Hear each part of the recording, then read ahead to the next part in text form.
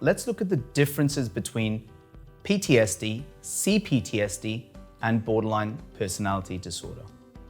Let's look at PTSD and borderline personality disorder first.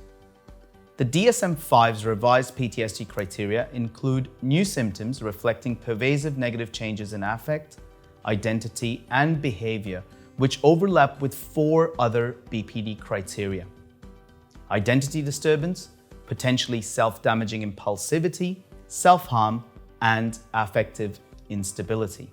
Thus, when the criteria of cognitive and affective changes are taken into account, there is an overlap between the PTSD diagnostic criteria and the borderline personality criteria.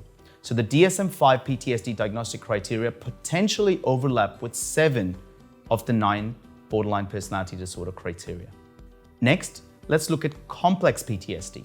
We know that complex PTSD also involves intense and volatile enmeshment in relationships as a core feature, and the social detachment and avoidance that are DSM-5 borderline personality disorder and PTSD criteria. So we can see complex PTSD has PTSD criteria, it has overlaps with borderline personality disorder as well.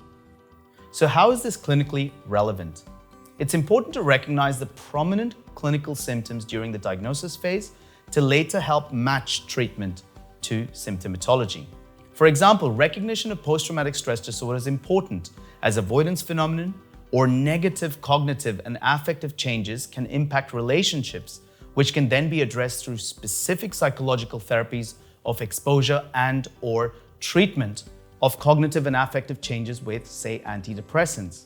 Recognition of borderline personality disorder is important, as psychodynamic mechanisms of splitting, idealization, and denigration may affect relationships, including the relationship with treating professionals.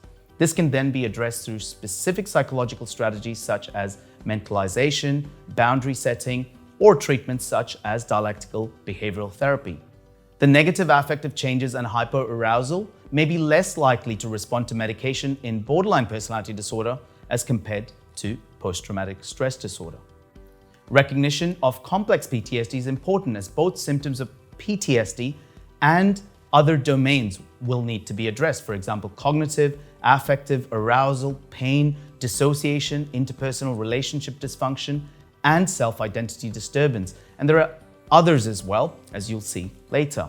This will require both psychological and pharmacological approaches. In clinical practice, however, these differences may get diluted, as many patients may have overlapping disorders. For example, patients with childhood trauma may also have a traumatic event in adulthood and may thus fulfill criteria for both PTSD and CPTSD. Patients may have characteristic features of borderline personality disorder, example, idealization, devaluation, disturbances in self-identity, fear of abandonment and rejection, and may experience, in addition, say, a traumatic event later on in adulthood, and may develop PTSD on top of borderline personality disorder. Therefore, from a clinical perspective, it's helpful to consider the nature of trauma, the PTSD symptom domains, the issues with self-organization, interpersonal relationships, physical comorbidity, and the degree of impairment. Overall, it thus becomes important for clinicians to take a childhood history of adverse childhood experiences and move forward towards adulthood and identify whether there are any additional trauma-related aspects that have occurred. So what this really tells us is, at the end of the day, the formulation becomes more important rather than just labels of PTSD, BPD, or CPTSD.